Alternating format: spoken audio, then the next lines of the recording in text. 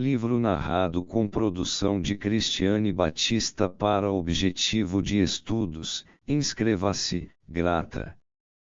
Sigmund Freud.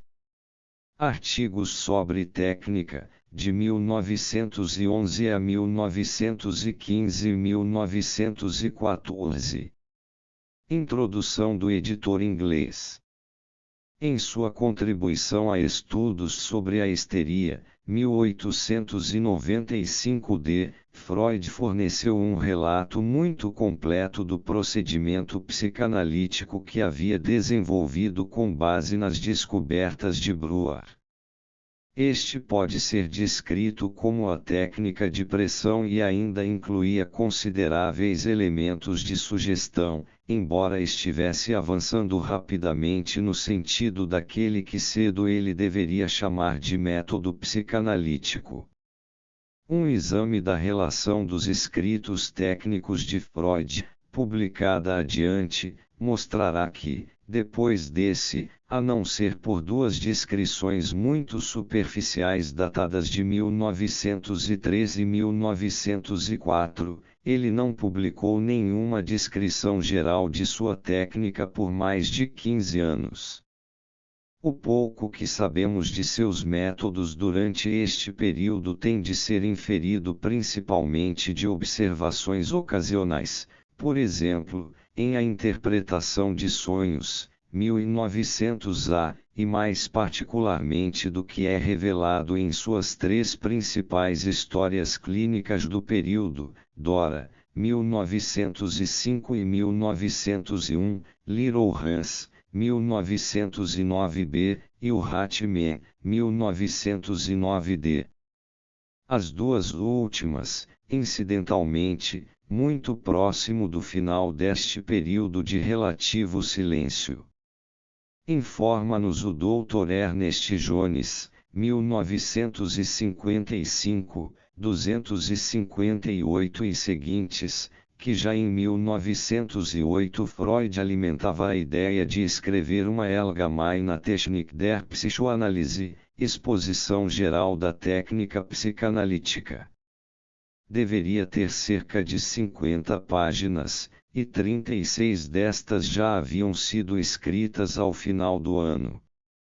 Neste ponto, porém, houve uma interrupção, e ele decidiu adiar-lhe o término para as férias de verão de 1909. Quando estas chegaram, porém, havia o artigo do Hatman para completar e a visita aos Estados Unidos a preparar, e o trabalho sobre técnica foi mais uma vez deixado de lado. Não obstante, durante esse mesmo verão, Freud disse ao Dr.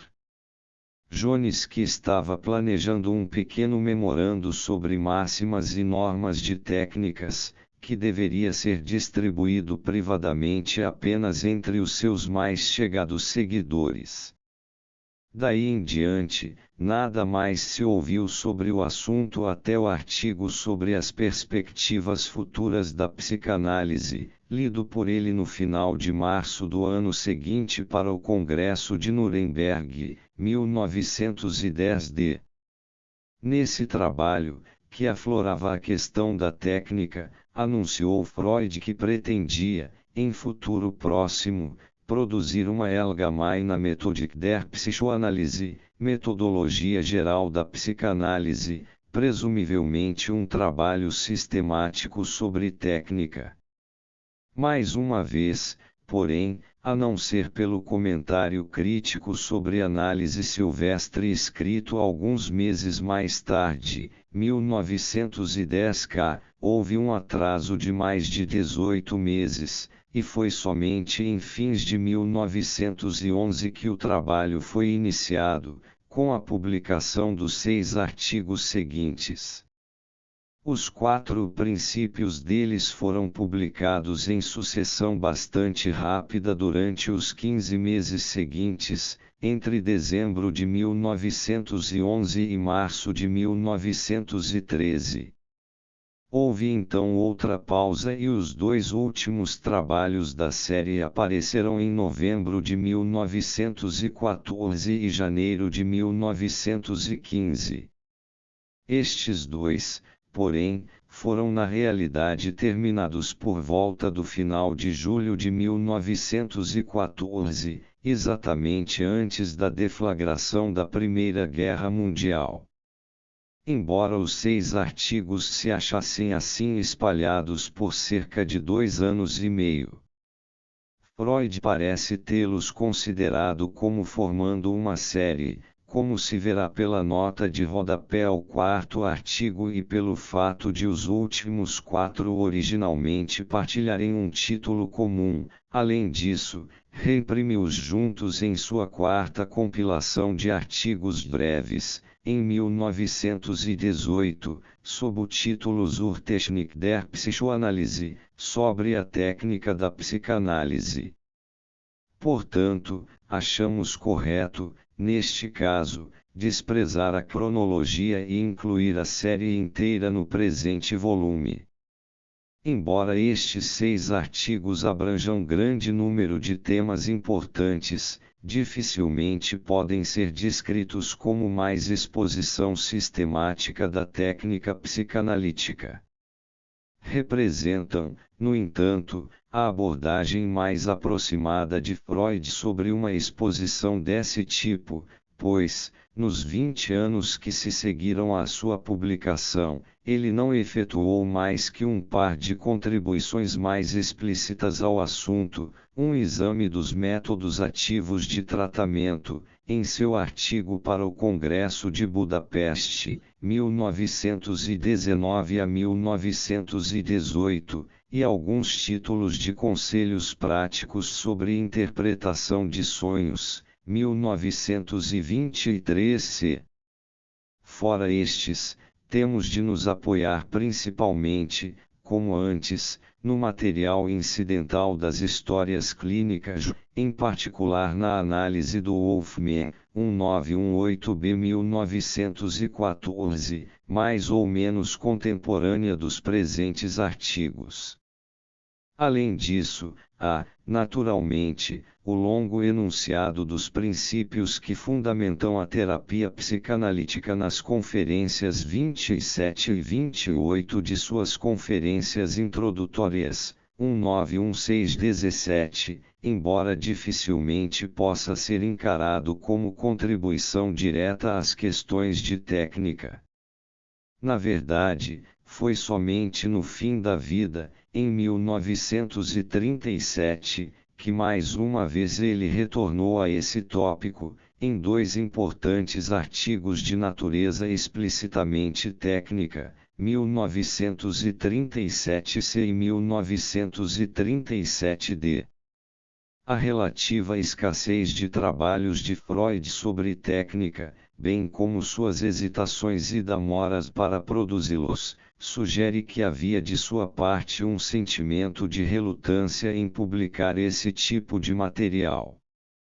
E na verdade parece ter sido este o caso, por vários motivos.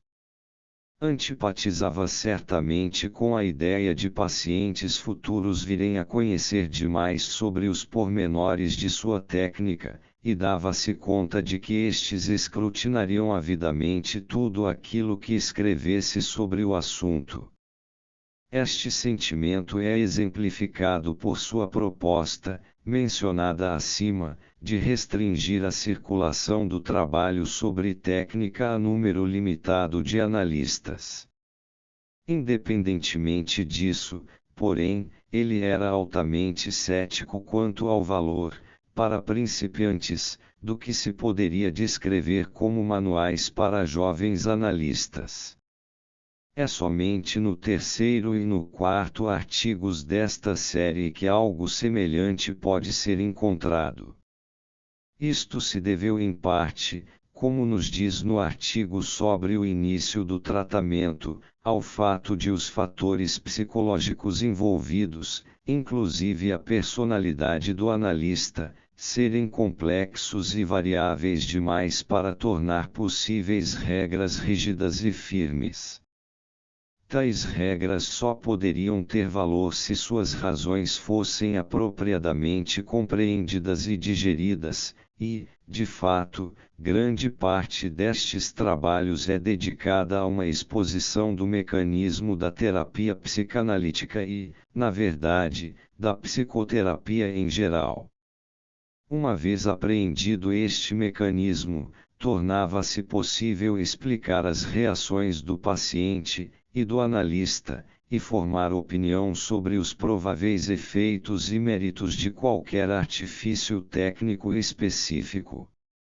Depois de todos os seus estudos sobre técnica, contudo, Freud nunca deixou de insistir que um domínio apropriado do assunto só poderia ser adquirido pela experiência clínica e não pelos livros.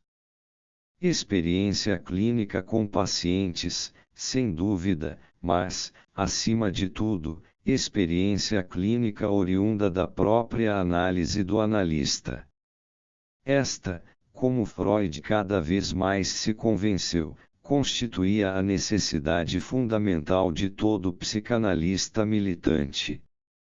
Apresentou a ideia de forma bastante experimental a princípio, tal como, por exemplo, em As Perspectivas Futuras da Terapêutica Psicanalítica, 1910d, expressou-a mais definitivamente num trabalho da presente série, e, num de seus últimos trabalhos, Análise Terminável e Interminável, 1937c, estabelece que todo analista deveria, periodicamente, talvez a cada 5 anos, reingressar em análise. Os artigos sobre técnica que se seguem têm obviamente de ser lidos sob a impressão constante desta condição orientadora. Finalmente, pode-se observar que, na presente série de artigos, Freud não faz referência à questão de se a posse de uma qualificação médica constitui atributo não menos necessário a todo psicanalista.